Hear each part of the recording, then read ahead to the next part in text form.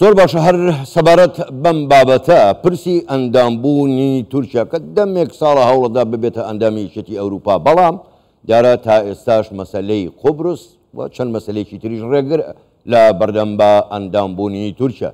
ئێمە میوانێکمان هەیە لەگەڵ میوانەکەمان زیاتر لەسەر ئەم بابەتە پرس دەکەین و قسەی زیاتریش دەکەین. میوانەکەمان زۆر بەڕێز حەسەن ئەحمەد پسپۆڕی پەیوەندی نێو دەوڵەتیەکان و شارەزای کاروباری تورکیا ڕاستە و خۆ لە بریتانیاوە پێم وابێت لە شاری لەندەنەوە لەگەڵماندایە. کاک حەسەن ئەم کاتتان باش، گەلێک سوپاس بۆ بەشداریکردنیشتان لەگەڵمان لەم گەشتەی هەواڵەکانی کوردستان 24.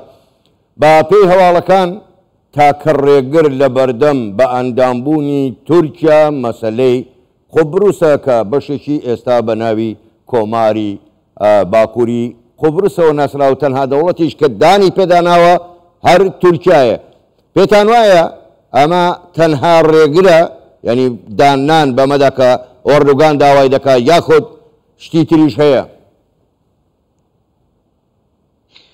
لە ڕاستیدا ئەمە چیرۆکێکی زۆر دوور درێژە لە نێوان تورکیا و یەکێتی ئەوروپادا و زۆر جار ئەم شەپۆ لە میدیایە بەرز دەبێتەوە، بابەتێکی تەساعودی سەیرە بەرز دەبێتەوە، بەڵام لە ڕاستیدا هەندێک لە هەواڵەکان زیاتر باڵۆنی ئیختیبارن بۆ تاقیکردنەوەی مەوجە سیاسیەکان. ئەگەر دەرفەتت هەبێ من ئەوە دەست پێ بکەم کە پرسی ئەندامبوونی تورکیا لە یەکێتی ئەوروپا پەیوەست نیە بە قوبرسەوە بە پلەی یەکەم، بەڵکو پەیوەستە بەو دیموگرافیا کریستیان نشینەی کە لە قورئاوە هەیە، نەئەنەوێ ڕێگا بە دیموگرافیا و تۆپۆگرافیایەکی قەرەباڵغ و خاوەن هەژمونی وەک تورکیا ببەن بێتە ناویانەوە. تۆ تەماشا بکە هەڵبژاردن بۆ ئەندامانی یەکێتیەکە لە ناو جەماوەر دەبێت و ئەگەر تورکیا ببێتە ئەندامی یەکێتی ئەوروپا بەتەنها بەقەد حەوت دەوڵەتی دەوروبەری سویسرا ئەندامی لە یەکێتێکە دەبێت و ڕۆڵی دەوڵەتانی دیکەی سوید و نەرویج و فینلەندا ئەسکردناپیا بە تایبەتی دانمارک لەگەڵی ئەوانە زۆر کەم دەبێتەوە ببەراورد لەگەڵ هەژمون و ڕێژەی ئەندام پەرلەمانەکانیان. ئەمە بابەتێکە، بابەتێکی تر پەیوەندی هەیە بە تموحاتی فەڕەنسا و هەروەها ئەڵمانیا و ئەوانە. فەڕەنسا ئەسڵەن نایەوێت دەوڵەتێکی کشت و کاڵی کە بەرهەمی ئازەڵداری کشت و کاڵی بە قووەتی هەیە بێ منافەسەی بکە. هۆڵندا یعنی زۆر فاکتەر هەن لێرەدا، بەتەنها فاکتەری قوبرس نییە. فاکتەری قوبرس یەکێک لە فاکتەرەکانی دیکەیە کە زیاتر لەگەڵ غازی سروشتی مەسافەیەکیان بێکوە، بەس ئەوەی لەم چەند ڕۆژەدا هەیە زیاتر پرسی ناتۆ و سویدە. باشە کاک حەسەن، یعنی با ئێستا فاکتەری قوبرس لابین، ئایا بەتەنها بێژگە لە کوشت و کاڵیش ئایا مەسەلەی دموکراسی و ئازادی و مافی مرۆڤیش لە تورکیا ئەویش پرسێکی تر نییە کە یەکێتی ئەوروپا پێداگری لەسەر دەکات؟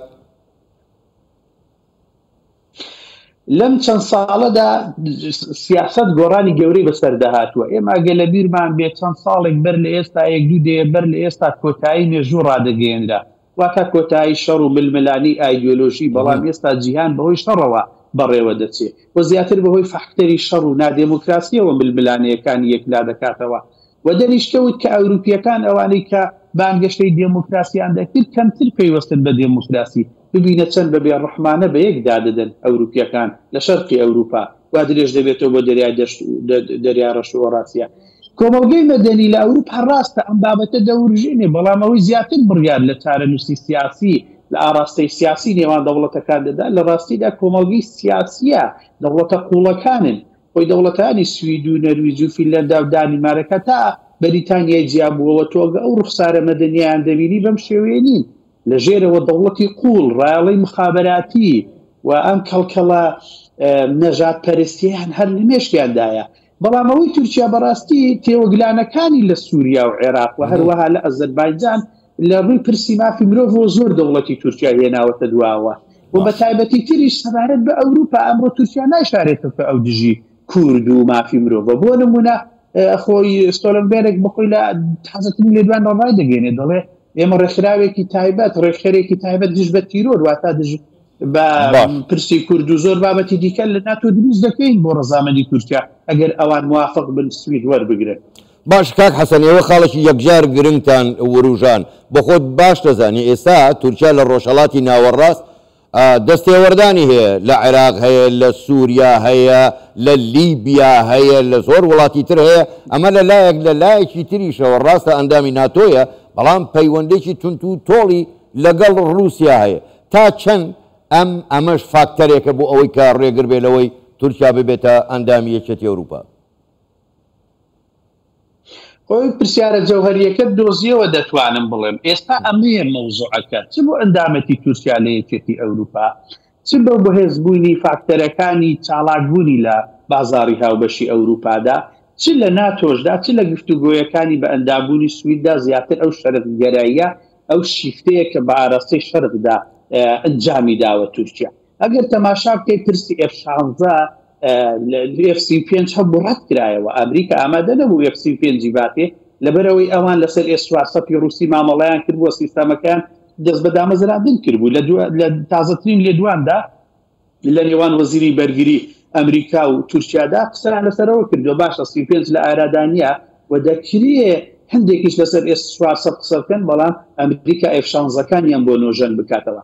واتە تێوەگلانەکانی تورکیا لە شەرقدا لەگەڵ شەرق لەگەڵ شەنگەهای چینی لەگەڵ چاینا لەگەڵ رووسیا بە ئاراستەیەکە کە ئێستا من بە هیچ شێوەیەک لەگەڵ وروژاندنی پرسی ئەندامبوونی تورکیا لە یەکێتی ئەوروپانین هەتا لەلایەن ئیعلامی خۆشمانەوە لەبەرەوەی بابەتێکی هیچ کار دوورە ئەوەی کە هەیە ئەمڕۆ پرسێکی دیکەیە ئەویش تورکیا ژێی کەوانەکەی زۆر کێشاوەتە ناو شەرق و ژینگەی ئەسڵی خۆی واتە بە شێوەیەک ژەیەکەی کێشاوە ئەگەر تیلەکە ئاراستە بکە بە هەموو شوێنێکی ئەوروپا دەگا جاران ئامادە نەبوو ژەیەکە بکێشێ بۆ ناو رووسیا و چاینا و عێراق و سووریا ئەوانە واتە هەسە کەوانەکەی باش کێشاوە بۆیە تورکیا بە مەرجی زۆر قورسەوە ئامادەیە تەنانەت دانوستاندنیان لەگەڵ کات ئەوەش کە بابەتی ئەندامبوون لە یەکێتی ئەوروپا دەوروژێنێ طبعا دەیوروژێنێ تورکیا مەبەستی بەکارهێنانی کارتی فشارە بۆ ئەوەی ناتۆ سکرتێری ناتۆ و هەروەها سوید و دەوڵەتانی دیکە لە سەرەتایەکی نوێدا تورکیایەکی شەرقیەوە